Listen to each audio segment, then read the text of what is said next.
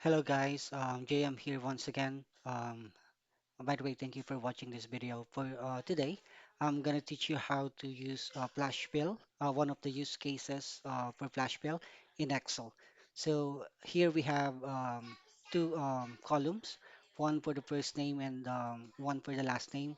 So our aim for today is to combine this name into one name. So first name and surname and the output would be shown here on the C column. So let's start. So what you just need to do is to write down here Mark Reyes and then highlight the column on your keyboard. Press Control plus the letter E, and then you will see you have the first name and the last name in here. And this is only one use case, Flash Bell for Excel.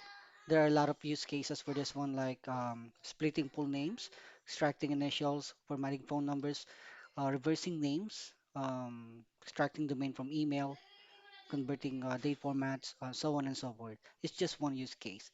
I'll show you the other use cases on the next video. So follow po mo.